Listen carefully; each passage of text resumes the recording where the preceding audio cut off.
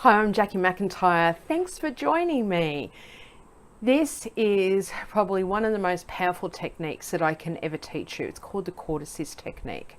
And it is the only technique out of the entire Bodytalk system that can be taught as a standalone technique, which is what I want to give you today. The whole idea of Cortices is that it improves brain function. So during this technique, what's going to be happening is that both the left hemisphere and the right hemisphere of the brain is going to have improved communication. So the communication, the data that gets transferred from one hemisphere to the other improves. The circulation within the brain improves. Once the brain's function is able to improve, it means that then the body's function is able to improve as well. This technique also is going to allow the nervous system to be able to calm down and just find a nice rhythm and mode for it. So after you finish learning this technique, you can also then implement it for your kids as well if you like. And here's a little bit of a tip, because I train and I work with animals in a body talk capacity, is that if you learn this technique and you think, wow, this would be really good for my dog or my cat, you're right, it is, it's fantastic. Animals love the Cortices technique, not to mention body talk, they just love body talk. But do not do the technique hands-on with an animal, and there's a few reasons for that. One is that it hinders their healing ability. They have a very special protective boundary space around them, which I'm sure majority of you know about. When we come into their space and we lay hands on them to tap out the cortices, they're not going to naturally do what they would instinctively want to do in order to be able to process the technique, let the energy run through their body and allow the body to be able to implement a healing process. So things that they would naturally want to do is maybe to get up and walk around, they would want to empty their bladder, they would shake, they would roll, they would lick their lips, they might even groom, and a lot as well. So then I'm going to encourage you really, really strongly that yes, do this technique for your animals, but do it on yourself and set an intention within yourself that you're doing the technique on your animal. Now, I'm going to take that a step further. If you ever get the chance to come and do class with me, I teach access for animals and access for people as a combination class. And this Cortices technique is the first technique that you learn in that protocol. I go into a lot more detail about the techniques and about how you implement all of the techniques in many, many different ways. So it's always inevitably a question that I get asked and practitioners get asked all around the world is, how can I do Cortices for my animals? So I knew that would come up or wanted to address that. Do the Cortices technique on yourself with the intention that you are doing it for your animal. And then if you get a chance to come and do class with me or one of the other instructors around the world, then you can do that. So a few things that people notice from doing the technique is that, as I mentioned, it improves the synapses through the brain. It improves the functioning through the hemispheres of the brain. It improves the nervous system's ability to be able to stay calm, and so that then you're better able to navigate life and navigate situations around you. And quite often people say that things that used to really bother them or they would react towards, that would trigger about, they stop doing that as much, or it completely goes away for them. So a lot of people notice really, really great things about that as well. In the Cortices technique, when we do this, we do some tapping processes over the top of the head brain, over the heart brain, which is just to the left of the sternum, and also to the gut brain. Now, when we do tapping over the gut brain, it's about an inch or two above the belly button.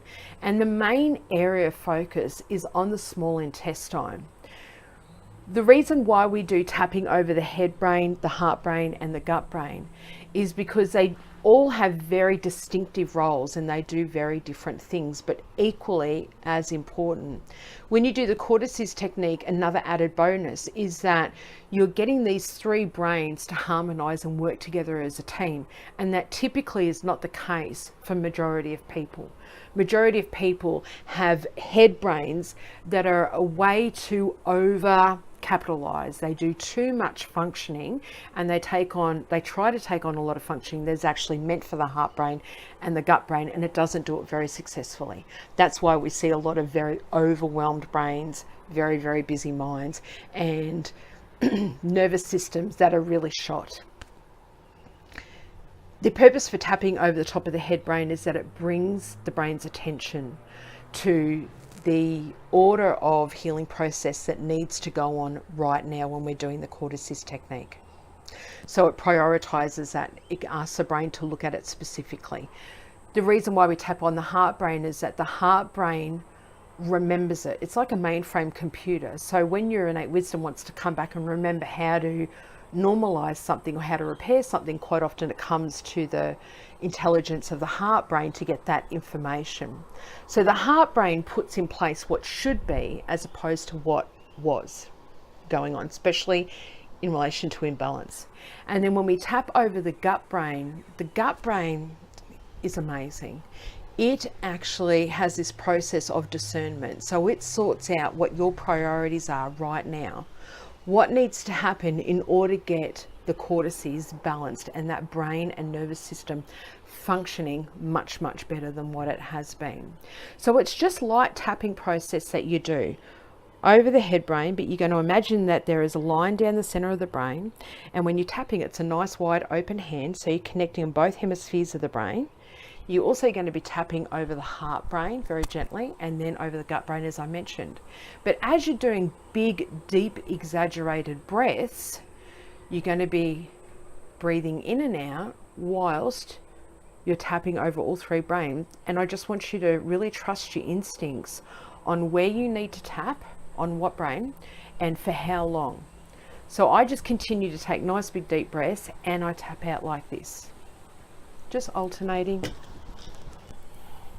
like that. Okay, so let's go ahead and get into the technique. Once you learn the Cortices technique and you've done it quite a few times, this will become second nature to you, like anything else does that you practice really well. And it requires those good neural pathways to be laid down. So I want you to remember, you can do this once a day, or you can do it many, many times a day. You can't hurt yourself with this technique. You can't put yourself into overwhelm. You can't create a healing crisis with cortices. It just enables the body-mind complex to be able to function better, the brain to function better, and the nervous system to function better. Your first hand position actually goes at the base of the brain, where the skull meets the neck. So you're going to place a hand there, and your fingers are going to be closed together like that. As you're doing that, you take nice big deep breaths in and out, tapping over the top of the head brain and the heart brain and the gut brain in any order that you feel like is best for you. And you want to do that for at least 2 full big deep breath cycles. If you innately feel, for whatever reason, that you need to hang at one particular hand position for a moment or two longer and do another round of tapping and breathing, go ahead and do that. You're going to move your hand up to the second hand position, so you can place a finger at the top of that hand and move it up just 1 hand width, that's all. And do the same again, tapping over head brain, heart brain, and gut brain. We're focusing on communication improving between both hemispheres of the brain, and we're taking nice big deep breaths. Place your finger there as a marker, move your hand up to the next hand position, go ahead and tap it in. The more proficient you get at this, you won't need to place your finger there as a marker. You'll just be able to naturally follow your hand from back to front, which is what we're doing. We're moving from the back part of the brain to the front part. So we've covered the occiput, we've covered the parietal sections now, and now we're getting towards the frontal part of the brain, the prefrontal cortex.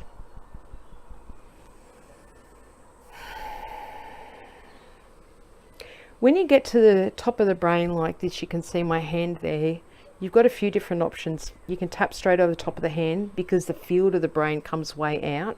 So it doesn't matter whether you're tapping directly on like this or directly onto the hand. if you have a headache or you're doing cortices on somebody that has a headache, tapping directly onto the head is going to be painful, in which case I would recommend tapping within the brain's field. It works just the same, if not more effectively sometimes.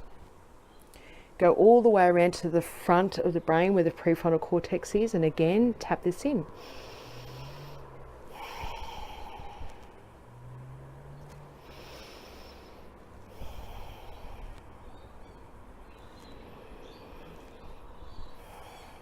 You're going to finish off with the temporal lobes.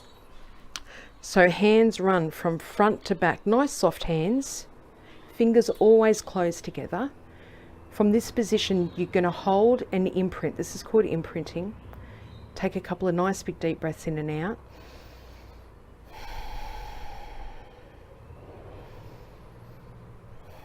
And at this stage, you have a choice. You can either take one hand away and tap in over all three brains, head brain, heart brain, gut brain, or you take both hands away. And I always imagine that I'm sliding my hand out of a pair of gloves.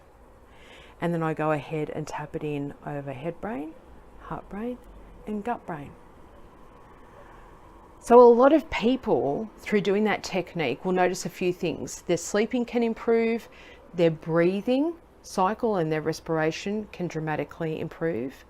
An overall feeling of calm and just general well-being, I feel good, can come over people. It's very, very common to get lightheaded and dizzy during that technique because there's a lot of recirculation going on in the brain. Also, you're inviting in a lot more oxygen through the body as well. So I do this technique many, many times a day. If I have a really big work schedule, something very particular is going on, if I have a bit of a stress going on in my environment, it's nothing for me to do cortices 7 or 8 times a day, really, really safely. Now remember, cortices is a smashing technique, it's a knockout, but it's never in replacement for a full Bodytalk session or doing that full access techniques. If you know those, I would recommend doing those as well, or seeking medical treatment as well if you've got something really severe going on for yourself. And of course, if you ever have any questions, you can always track us down, send in an email to the office, and we're happy to answer any questions that you might have. Till we'll see you next time. Bye.